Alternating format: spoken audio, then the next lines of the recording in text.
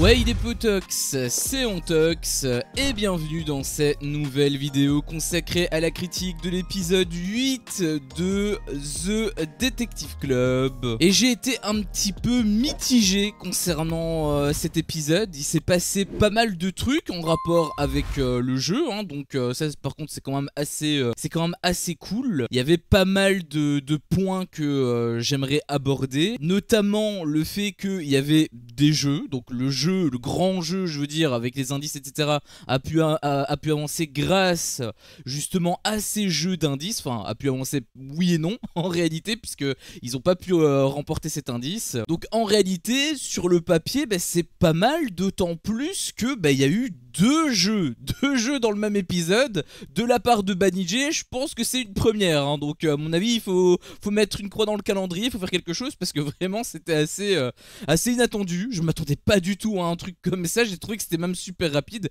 ce qui est pas pour me déplaire du tout, au contraire j'en suis très content. J'étais extrêmement ravi d'apprendre qu'il y avait deux jeux.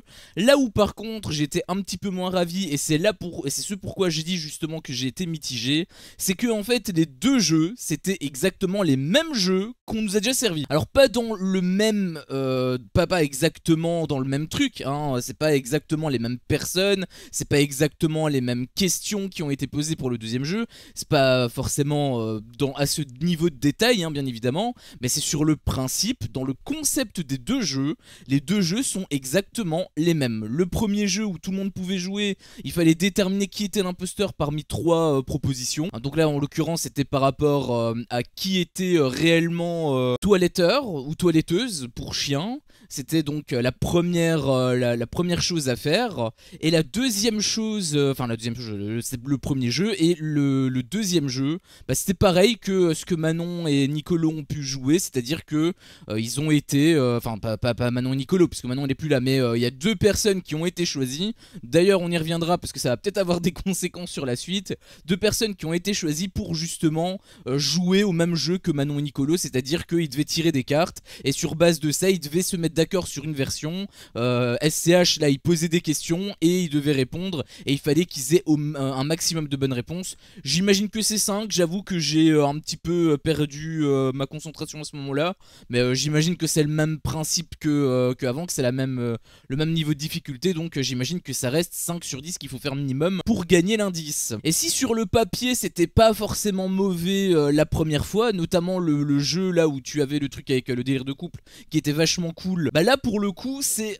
un peu dommage de nous resservir la même chose. Alors c'est pas la même chose exactement, hein, bien sûr, puisque là encore une fois c'est pour déterminer qui est toiletteur ou toiletteuse, et c'est pas du tout pour déterminer qui sont en couple réellement ou non, mais dans le principe c'est la même chose, et je trouve que c'est assez dommage. L'avantage c'est qu'on a quand même pu jouer avec eux, donc ça atténue quand même un petit peu ma frustration par rapport à ça, en tout cas à une certaine limite, puisque le souci qu'on a eu c'est ces putains d'interviews de merde qui ne servent absolument à rien, hein. Je me tue à dire à chaque fois que les interviews ça tue justement les épisodes, ça leur rallonge peut-être de la durée de vie, ok d'accord très bien, mais en soi nous ça ralentit le rythme déjà la plupart du temps, ça ralentit énormément le rythme, et au-delà de ça quand tu as des bourdes, alors je sais pas si c'est une bourde volontaire ou non de la part des candidats, mais quand tu as les voleurs et les voleuses qui te disent justement qui est réellement l'intrus, le jeu en fait pour nous il est directement terminé, on ne peut plus jouer, puisqu'on savait que c'était la troisième. Moi j'avais des doutes entre le 2 et la 3, et le truc c'est que j'ai pas pu aller jusqu'au bout, et j'en suis même frustré parce que Enzo, même Giuseppa l'avait un petit peu révélé, et elle avait pas donné la vraie réponse, mais elle avait un petit peu fait des sous-entendus, et par rapport au montage ça nous aiguillait clairement sur la troisième, et de toute façon Enzo l'a clairement dit, c'est la troisième la voleuse, c'est la troisième la fausse toiletteuse, et du coup j'ai pu plus jouer, j'ai pu jouer la moitié du jeu, et l'autre moitié du jeu je les ai juste vus faire des conneries. En plus, je dis ça comme ça, mais je trouve qu'ils sont giga contradictoires par rapport aux interviews, parce que bien évidemment que les interviews sont faites après, et que donc ils peuvent dire tout et n'importe quoi. Par exemple, au tout début de l'épisode, t'avais Julien qui disait ah oui mais Enzo il arrête pas, d'ailleurs c'était assez bien joué parce qu'il arrêtait pas de pointer du doigt le fait que Manon était peut-être sur une bonne piste, et que c'est pour ça qu'elle a été dégagée. Donc il a mis un petit peu en marche son plan, c'était plutôt bien joué honnêtement. Et justement tu as Julien il y avait eu une interview de Julien où il disait que ah oui mais c'est quand même étonnant qu'ils disent ça, du coup je vais commencer à le soupçonner. Sauf qu'en fait c'est en interview qu'il a soupçonné. Et dans le jeu, bah on le voit pas le soupçonner. Donc en réalité c'est juste des fake interviews. C'est des interviews pour peut-être toi te mettre la pression, mais c'est purement artificiel parce que dans le jeu il a absolument pas cet enjeu là. Donc en plus de nous spoiler quand il y a des jeux, en plus de ralentir le rythme à certains moments, et en plus par moment à être contradictoire, et là je te donne enfin en plus par moment plutôt d'être fake, il y a justement un autre aspect à prendre en compte, c'est le fait que bah, par moment ils sont également contradictoires, puisque Nasser en gros il arrêtait pas de dire ouais mais non c'est pas elle, ça se voit que c'est pas elle, etc., etc. Il arrêtait pas de le dire. Finalement, bon d'ailleurs le vote pour le jeu là, bon, je sais pas comment ça se déroule, c'est extrêmement bizarre parce qu'en gros SCH là il demande qui choisissez-vous, et en fait on a juste entendu Julien dire la 3. En fait c'était celui qui gueulait le plus fort qui disait la réponse, mais il se concertait pas. Il n'y avait pas de pourcentage, il n'y avait pas de vote. Ah oui, mais moi je vote pour lui, moi je vote pour lui. Non, c'est juste une personne qui a déterminé qui l'ensemble du groupe allait choisir. Donc j'ai trouvé déjà que c'était assez bizarre. Je sais plus si dans le premier jeu c'était pareil d'ailleurs. J'imagine que oui, hein, honnêtement. Mais dans ce jeu-là, j'ai moins pu être dans le jeu, donc j'ai pu plus analyser comment ça se faisait. Et bah, j'ai trouvé que c'était pas forcément fou, hein, déjà d'une part. D'autant plus que justement, comme je disais, Nasser il arrêtait pas de dire que non, c'était pas elle, etc. Et que finalement, il a vu juste. Et qu'est-ce que tu as de la part de Julien en interview? Tu as ah oui, mais comme par hasard, Nasser il avait la bonne réponse. Bah du coup, c'est probablement lui le voleur. Et là, pour le coup, c'était pas une interview qui a été. Enfin, oui, ça a été fait après, mais je veux dire, c'est pas une interview qui a été faite uniquement pour t'instaurer du faux suspense, puisque ça a été en fait un élément, ça a été une conséquence dans le jeu. C'est-à-dire que dans le jeu, on a vu justement Julien qui disait ah mais c'est peut-être du coup Catel et Nasser, et du coup il y a eu quelques doutes sur eux, et j'ai trouvé que c'était complètement con comme raisonnement, puisque bah le truc c'est que en gros ils avaient pas de chance, en fait ils ne pouvaient pas gagner. S'ils donnaient la bonne réponse, bah du coup ils étaient suspectés d'être les voleurs, et s'ils donnaient la mauvaise réponse, bah ils étaient quand même suspectés d'être les voleurs. Donc ils avaient absolument aucune échappatoire, et j'ai trouvé que c'était extrêmement mal joué de la part de Julien, d'autant plus que c'est lui qui a décidé de voter. C'est lui qui a ouvert la bouche et qui a dit à SCH on prend, c'est lui qui l'a déterminé, on prend la 3. Alors peut-être qu'ils se sont concertés avant, peut-être qu'il y a eu des discussions et tout, mais ça n'a pas été montré. Donc à partir du moment où ça n'a pas été montré, moi je me dis que simplement il n'y a rien eu, il n'y a pas eu de concertation, et que c'était simplement le mec qui criait le plus fort qui, et comme les autres justement ne parlaient pas, justement n'ont pas réagi, n'ont pas voulu justement contredire le grand Julien, eh bien ils se sont tus, et du coup bah, ils se sont tous plantés, mais ils se sont tous plantés à cause de Julien. Donc j'avoue que ce jeu, sur le papier il était bien, la première fois que j'ai pu y jouer même j'ai trouvé que c'était plutôt cool.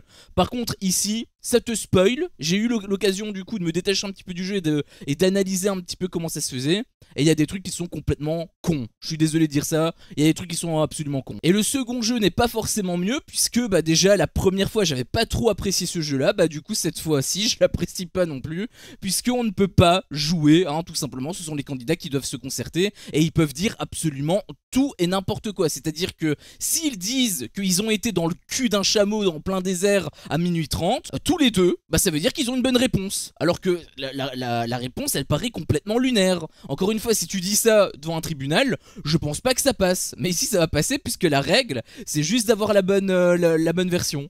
Donc je trouve que le jeu déjà bah, c'est pas spécialement un jeu, enfin si c'est un jeu mais c'est un jeu qui est un peu particulier, le fait qu'on puisse pas jouer c'est assez frustrant aussi, et bon là pour le coup c'était un petit peu mieux que le jeu qu'on a eu précédemment, enfin le jeu je veux dire le même jeu l'équivalent qu'on a eu précédemment avec Manon Nicolo, parce qu'en fait là il y avait quand même un petit intérêt. Déjà le premier intérêt c'est que eh bien Ju et Enzo, donc les deux voleurs, ont décidé de se choisir eux-mêmes. Alors je trouve que c'est extrêmement con de leur part, parce que bah du coup ils braquent les caméras sur eux, et je me suis demandé est-ce que c'était volontaire pour qu'il se passe justement des trucs, est-ce que le jeu encore une fois est contrôlé par la prod ou non. Je me pose des questions, mais en tout cas je trouve que c'est très très mal joué de leur part. Si jamais ça n'a pas été contrôlé par la prod, je trouve que c'est excellemment mal joué. Autant qu'il y en ait un des deux, pourquoi pas, tu vois, mais que ce soit carrément les 2, je trouve que c'est vraiment un all-in. Alors il y a quand même des trucs qui étaient un petit peu intéressants, notamment le fait que Enzo et Ju en réalité ils en ont parlé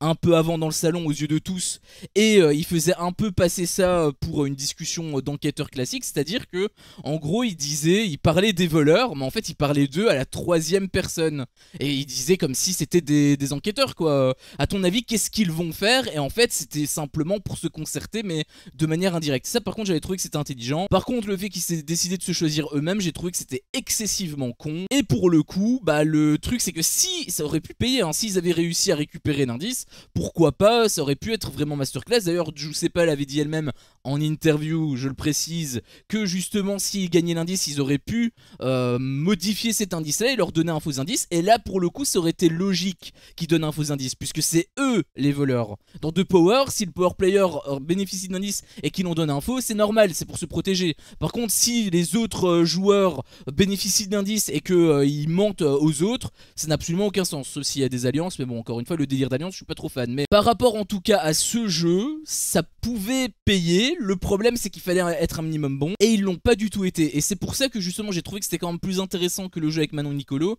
C'est que avec Manon Nicolo, bah, le truc, c'est qu'ils avaient tout bon. En fait, ils avaient une ou deux mauvaises réponses, tu vois. Enfin, ils avaient 8 sur 10, donc en fait, ils avaient assez peu de mauvaises réponses. Mais sinon, tout le reste, bah, on savait que c'était vrai. Et à partir du moment où il a plus de 5, bah, c'était terminé. Donc en réalité, le jeu de Nicolo et de Manon était assez chiant, je vais pas te mentir. Là, par contre, ça a un plus grand intérêt parce qu'ils ont fait beaucoup d'erreurs, notamment je sais pas, que j'avais d'ailleurs encensé à l'épisode dernier, j'ai trouvé vraiment pas bonne ici.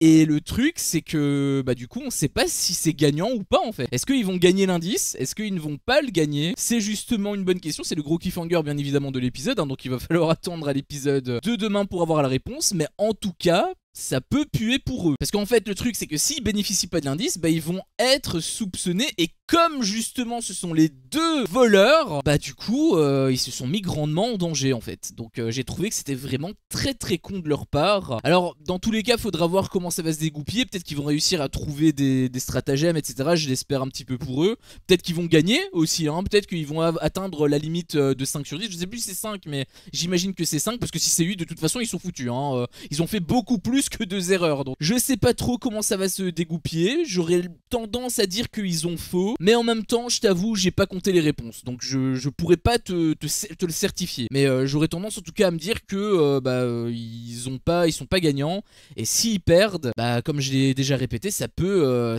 être grandement problématique pour eux. Et ça en gros c'était les gros moments intéressants de l'épisode, hein. Donc vraiment du recyclage. W9 c'est vraiment bien positionné politiquement, je trouve, purement écolo, hein, on dirait. Déjà avec leur émission précédente où ils ont recyclé 15 000 fois le même jeu, là où tu dois choisir les éliminer, bah là ils sont un petit peu fidèles à eux-mêmes quelque part. Mais par contre là où j'ai quand même un truc à dire, alors c'était pas spécialement très long, heureusement d'ailleurs, mais c'était quand même, enfin c'est pas très long. En réalité c'était assez long, mais c'était beaucoup moins long que par exemple dans les 50 saison 3, parce que dans les 50 saison 3, on aurait eu des séquences de merde comme ça, avec d'autres enchaînées avec d'autres séquences où il y a des amourettes à 2 balles, puis revenir sur des séquences de merde comme ça pour repartir sur des séquences d'amourettes à 2 balles, et en fait t'aurais vu un épisode entier où il se passait que dalle, sauf à la fin où t'aurais eu le teaser d'un jeu, tu vois. Donc ça c'est globalement le rythme des 50, enfin de la saison 3 des 50, mais même de manière générale quand il y a beaucoup d'épisodes. Là en l'occurrence ils sont passés un peu plus vite à autre chose, sachant encore une fois qu'on a eu 2 jeux, donc c'est quand même à mettre à leur crédit. Mais la petite séquence de Cindy qui fait une méditation là avec tout le monde,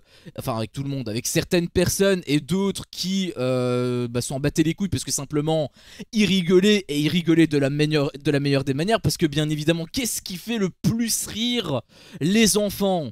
C'est forcément les proutes, hein. Les proutes, c'est drôle quand même les proutes. Oh, il a pété, c'est quand même rigolo. Du coup, bah on a vu Cindy qui a tenté de faire une séance de méditation sur des gens qui ont à peu près entre 20 et 30 ans, voire même beaucoup plus, hein, de la part de Julien Tanti qui était le principal fouteur de merde entre guillemets. Bon, c'était celui qui rigolait le plus et qui cassait un petit peu le plus les couilles à cette séance. Tout simplement par rapport justement à des proutes. Alors encore une fois, peut-être que toi tu as rigolé, j'espère pour toi que tu as passé un beau moment sur cette séquence, parce que moi, j'ai été gêné et en même temps ça m'a cassé les couilles. J'ai vu en fait là-dedans les séances d'hypnotisation d'Antoine. Je te le dis honnêtement, j'ai vu pareil en pire, puisque du coup il y a eu la dimension des proutes qui s'est ajoutée et comme je le dis toujours, ça aurait pu me faire rire quand j'avais 4 ans. Malheureusement j'en ai 30 et du coup ça ne me fait pas rire. Donc quelque part j'ai quand même été content qu'on ait eu 2 jeux, qu'on ait enchaîné avec 2 jeux et que ça a pu me permettre d'oublier un peu cette séquence là, parce que si imagine ça aurait fait comme avec les 50 où on serait parti sur des histoires d'amour de merde et puis on serait revenu etc. Ça aurait été un enfer, hein, là je l'aurais déglingué l'épisode dans tous les sens. Là en l'occurrence ça n'a pas été le cas, donc heureusement, mais ça a quand même été bien long. Je pense que ça a duré à peu près presque 10 minutes, je sais pas si ça a dépassé les 10 minutes mais je pense pas, je pense que ça a été un petit peu moins long que 10 minutes, mais c'était quand même vachement long pour ce que c'était. Vraiment ça a apporté que dalle, c'était absolument abominable en fait. Et il y a aussi un petit truc que je voulais rajouter, c'était un effet pervers que je voulais déjà un peu mentionner mais que je voulais attendre d'avoir un peu la confirmation. Ça n'a pas forcément été 100% confirmé, mais étant donné que Beverly a été pas mal suspecté notamment au début, ça pourrait totalement corroborer avec sa volonté, étant donné que Beverly en gros à un moment donné elle suspectait énormément Nasser, et je me suis posé la question, est-ce que c'est parce qu'elle a de vrais doutes ou est-ce que c'est simplement pour se protéger? Et c'est un petit peu l'effet pervers de ce système, je trouve. C'est que le problème c'est que quand les joueurs jouent, il n'y a pas de souci, tu vois. Mais quand, enfin la majorité, je veux dire, quand la majorité des joueurs jouent, je veux bien. Mais quand par contre la majorité des joueurs veulent juste se sauver, et que par exemple, je te donne un exemple à la con, mais là c'est pas le cas parce qu'il n'y a pas assez de Marseillais, mais admettons il y aurait eu une prépondérance de Marseillais, ils auraient pu tout simplement se mettre d'accord sur une personne à éliminer, et du coup ils auraient simplement tous fait le même choix, comme ça ils étaient assurés de continuer, et en fait ils auraient pas forcément voté pour déterminer, pour pointer du doigt un potentiel voleur, mais simplement pour se protéger. Et c'est également ça que je me suis posé comme question avec Beverly. Est-ce qu'elle suspecte des personnes pour se protéger, ou est-ce qu'elle a de vrais doutes sur ces personnes là? Je sais pas, ça pourrait être un effet pervers, peut-être pas forcément dans cette saison parce que pour l'instant ça a l'air d'être assez clean, donc c'est quand même cool, enfin de prime abord hein, je sais pas, après il faudra voir dans le temps comment ça évolue, mais de prime abord ça a l'air d'être plutôt propre. Par contre s'il y a des saisons 2, saison 3 et que ça va toujours plus loin, parce qu'on sait très bien comment fonctionnent les productions, ils aiment bien t'en mettre plein les yeux, même si finalement ce qu'ils te mettent dans la gueule c'est de la merde. Ça peut être un effet pervers sur le long terme par rapport à d'autres saisons, ou même peut-être par la suite. Je sais pas, hein, je dis ça comme ça, hein, je dis que c'était propre, mais encore une fois, ça peut évoluer, quoi qu'il en soit, c'est le principal effet pervers de ce système. Après encore une fois, le plus gros, le facteur qui va déterminer si jamais ça va être pourri ou non, et j'ai déjà vu quelques personnes en parler également dans les commentaires, notamment par rapport aux voleurs avec leur choix qui était peut-être un petit peu trop abusé. En réalité ce qui va déterminer si l'émission va rester bien ou pas, c'est simplement s'il va avoir des alliances ou s'ils vont réellement vouloir enquêter. En réalité c'est surtout ça qui va déterminer. On te présente un jeu d'enquête, si les joueurs ne font pas d'enquête mais simplement des alliances, c'est juste un 50 déguisé, et je ne pense pas que ce soit d'ailleurs la volonté de la prod, mais étant donné qu'ils implémentent pas de règles spécifiques là-dessus, forcément ils peuvent pas contrôler ce que les candidats font, donc en fait ça va dépendre des candidats. Encore une fois, pour l'instant ça a l'air d'être clean hein, donc pour l'instant je remets pas forcément ça en question, mais ça peut être un problème plus tard, que ce soit dans cette saison ou même dans d'autres potentielles futures saisons. Et bien évidemment ça ce n'est que mon humble avis, moi maintenant ce qui m'intéresse c'est le vôtre. Est-ce que vous êtes d'accord avec moi ou non sur cet épisode? Si jamais vous êtes d'accord avec moi, n'hésitez pas tout simplement à liker la vidéo, et si vous n'êtes pas d'accord avec moi, ou que vous êtes d'accord avec moi mais que vous voulez quand même rajouter certaines choses, rebondir sur certains de mes propos, et bien n'hésitez pas tout simplement à me le faire part dans l'espace commentaire. Si mon contenu vous plaît, je vous invite tout simplement à vous abonner et pourquoi pas à activer la cloche, comme ça vous ne louperez aucune de mes autres vidéos. Merci à vous tous pour votre visionnage et je vous dis à la prochaine pour une prochaine vidéo. Ciao.